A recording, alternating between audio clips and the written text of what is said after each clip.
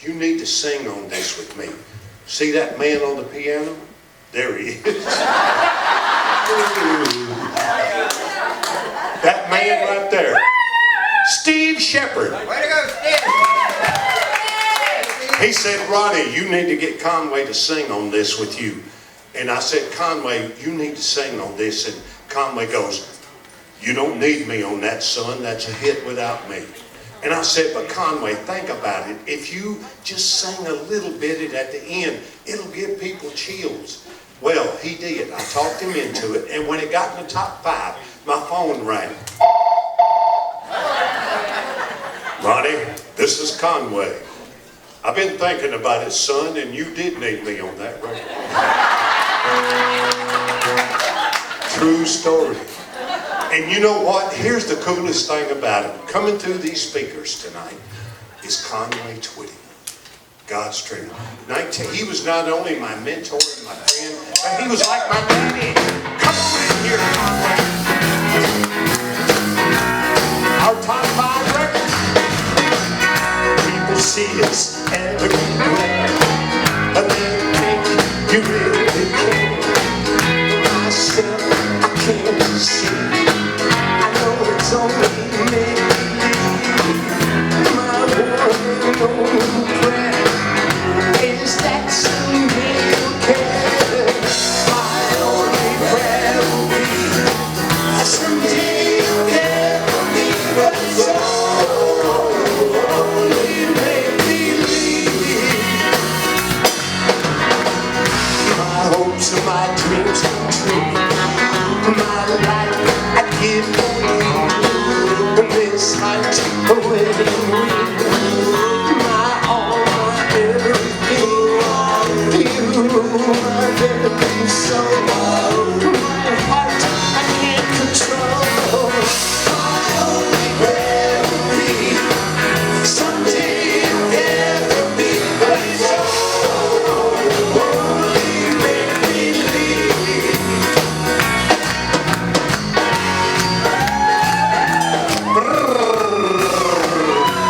Conway Twitty. And only prayer is that someday you care. My hopes, my dream come true. My one and only you. No one will ever know. Sing it, buddy. How much I love you so.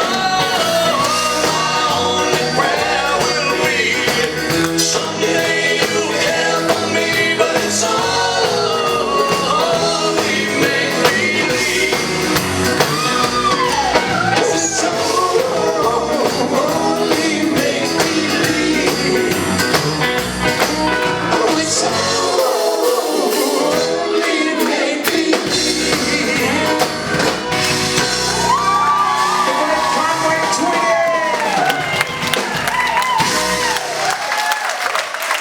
It don't get no better than my friend Conway Twitty. It don't. Wow. And Conway was a big Elvis fan. As you can imagine, because in 1958, I'm listening to the radio at 8 years old. You know, and I heard this. Hit me a C. This is what I heard in 1958 when I heard this on the radio. We had a big old Phil Gold radio about that tall, and every day I had my ear to it. And this is what I heard one day. People see us everywhere. And I went, damn, is that Elvis? But no, it was Conway Twitty. Hey, how could I have wrapped my mind around one day that I'd be doing that with Conway Twitty? God bless. It's a God thing, it is. Hey, let me tell y'all what, fate is a hunter. Now let me tell you why I know that, because, hey, a few miles down the road, at 8:30 in the morning, I got in line because I'd never laid eyes on Elvis. But I said, damn it, I'm going to see Elvis. I don't care if he is lying in state. Never laid eyes on him. So I stood in line at 8:30. At 5 o'clock in the afternoon, still this day, I will never know how my friggin' bladder did that. I mean, think about it. 8:30 till 5.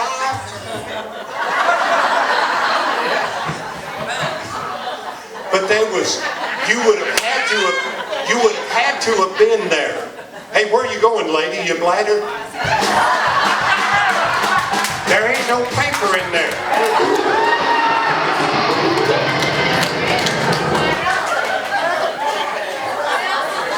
Stay right there. Stay right there. You got to hear this story. So, I know, I had to go a while ago, but just stay right there. Hey, squeeze really hard.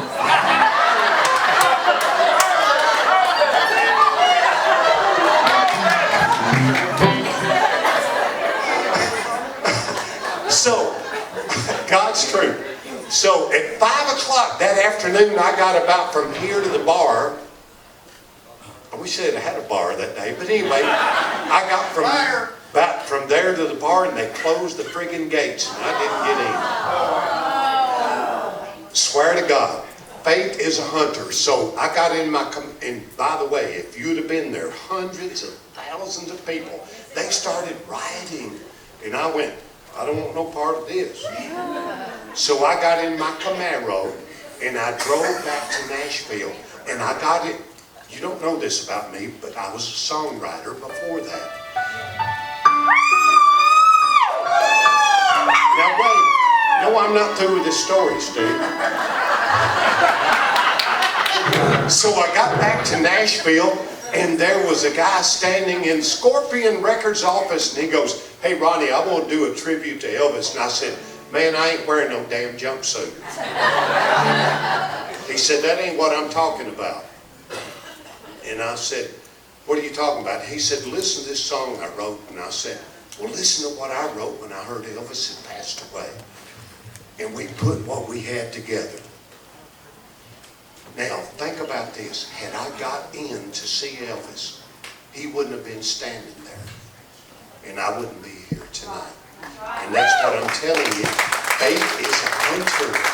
It really is. So, and when I recorded this song, 2 weeks later, I was on American Bandstand, and I'm looking in the mirror. They was putting makeup on my face, and I hate makeup. I hate it, because it makes me look like a corpse. So anyway, they were putting makeup on me, and here comes Dick Clark, and I went, damn, Dick Clark. I can't believe I'm on American Bandstand. He said, Ronnie, you've sold 1 million records in a week. You deserve to be here. I said, yeah, but I'm so glad that y'all pantomime, because I don't really know this song that well. He said, Ronnie, we don't do that anymore. You got to sing it live. I said, oh my God. But if you watch me on American Bandstand, I look like I knew what the hell I was doing. That of gratitude to Elvis. It's me. I just came from George Klein's tribute show just a few minutes ago, and Jack Soden was there, and I dedicated Watching Girls Go By to Jack Soden. I said, Jack, I wrote this song for you after older women make better lovers, because I can tell by looking at you, you're still watching them girls go by. Whoa! He didn't really like that much because he was sitting with his wife. I didn't really care. But anyway, hey, right after that, Dick Clark called me and he goes, hey, Ronnie, I'm doing a movie about Elvis Presley starring Kurt Russell. And I said, are you talking about that guy in those Disney movies? He said, yeah. And I said, you don't look a damn thing like Elvis Presley. That's what I told him. He said, well, you see his screen test. The transformation was unbelievable. I did 38 songs in that movie. Kurt Russell was nominated for an Emmy. I didn't get jack shit.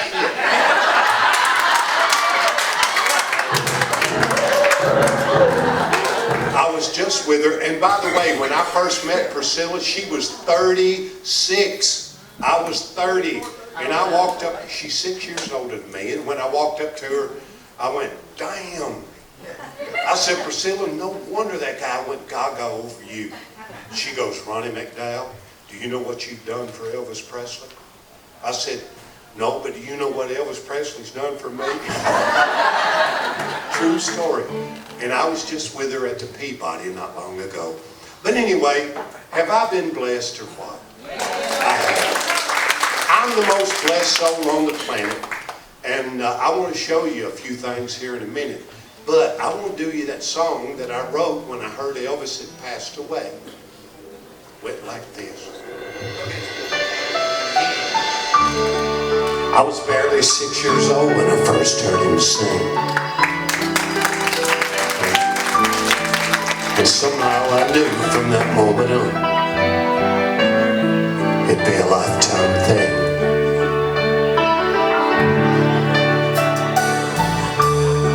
And I'd stand in front of a mirror day and night, and I listened to every one of his records, and I repeated every word, and I repeated every note, till I almost got it right.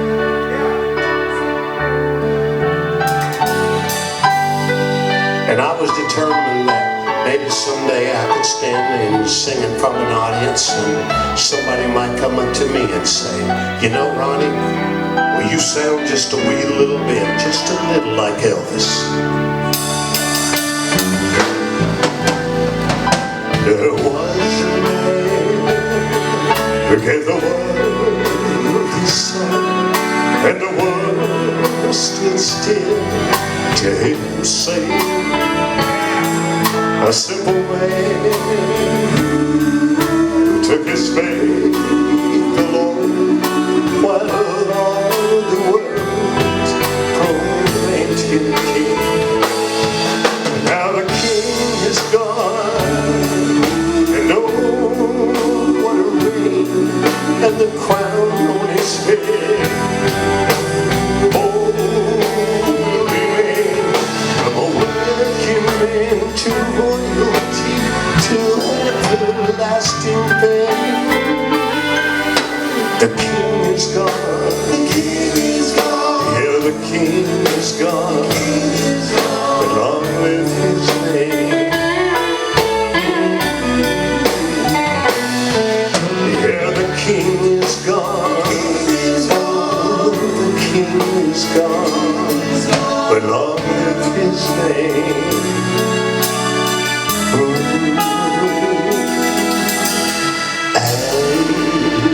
I always will. Thank you, Elvis.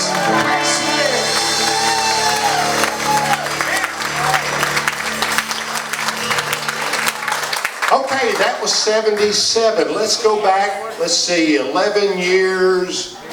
No, 9 years before that. I'm 8. It's 1958. Ain't that right, mathematically? No, hell no, that's 20 years. I went to school in Portland, forgive me. But anyway, they have a sign up when you go into my hometown of Ronnie McDowell, country music singer, and right after they put them up, I did the Rick and Bubba show. Well, Bubba, Rick and Bubba, Rick. yeah, I know. So Bubba said, hey, Ronnie, don't lie to us. You was out there at 4 o'clock in the morning with them damn post hole diggers. You put those damn signs up. But anyway, I'm really proud of that. And that happened because of that song. So in 1958, I'm at the Blvd Theater in Franklin, Kentucky. And I lied to my daddy. I said, Daddy, there's a monster movie on called King Creole. He didn't have a damn clue, right? He didn't like Elvis because he was from Frank Sinatra, big band, music era. So Elvis was like not the cool thing for him, but it was the coolest friggin' thing at 8 years old on the damn block for me. And so, for 50 cents, swear to God, I got popcorn, I got a Coke, and I got into the movie.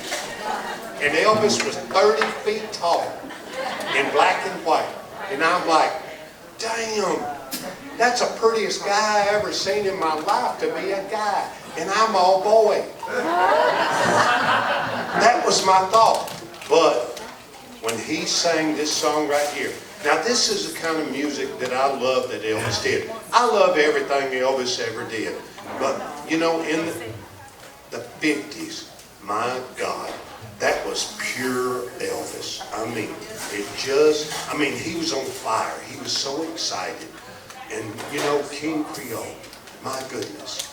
Are you ready? Because this song right here, when he did this, and I was watching that, and he was 30 feet tall, and I went, that's exactly what I want to do. And I ain't been the same since.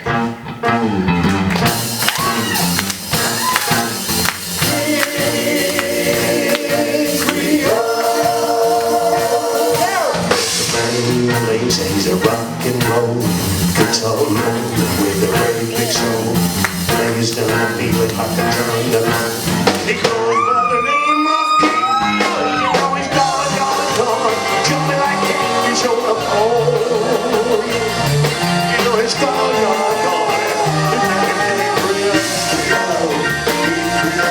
He sings a song about a accordion. Sings a song about a jelly roll. Sings a song about a pork and greens. He sings some blues like and you know he's gone. Jumping like that, he's on the pole. You know he's gone. It's everything for you.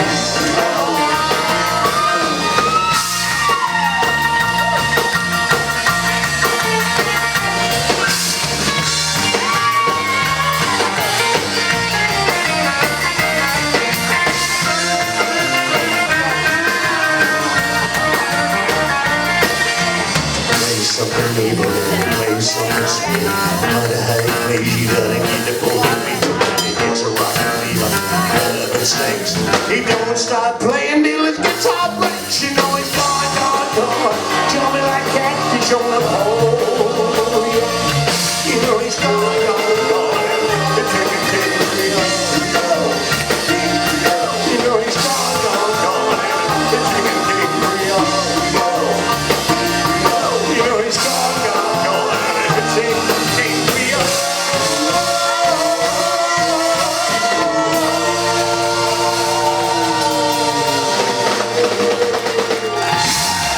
Yeah! And that's the Elvis that I love. But I just love Elvis, period. I'm Elvis's biggest fan. I know more about Elvis than he knew about his own butt. Well, I got to tell you, then I grew up and I went to Vietnam. I'm a proud 3-term combat.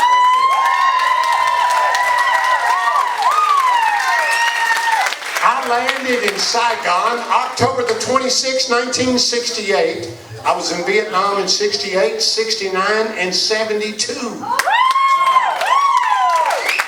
And I'm going to do a song for all the veterans here in a minute, but I got to tell y'all, then I grew up, I got out of Vietnam, I got into the music business as a songwriter, and I have been blessed. I've written songs for everybody and his uncle. The first person I wrote a song for when I got out of Vietnam was Johnny Cash, Roy Trusky, Jeannie Shepherd, Billy Walker, Eddie Arnold, Dobie Gray. George Strait makes me so much damn money you would not believe. Thank you, George. And if you don't believe it, check out Under These Conditions from George Strait. So I have been so blessed, and that's how I literally got into this business as a songwriter. But I want to do you this song right here. I just wrote this song because I love 1959, 60, 61, 62, and I just had back surgery 5 weeks ago tomorrow. I had spinal stenosis, and I got a thing about that tall, and it was only supposed to be about that tall, but when the doctor got in there, he goes, yeah, the doctor goes, yeah, he goes, little more extravagant than what I thought. I had a cyst, and they had to get it off of the ligaments, and then 4 days later, I went to the Carolinas, and I did a show. And then that Monday I come back and the doctor goes, so what'd you do this weekend? And I said, Doc, I had 2 shows. I had to do it. He said, what the hell are you made out of, Teflon? But let me tell you what, I feel like a friggin' 18-year-old, but I can't find one to feel.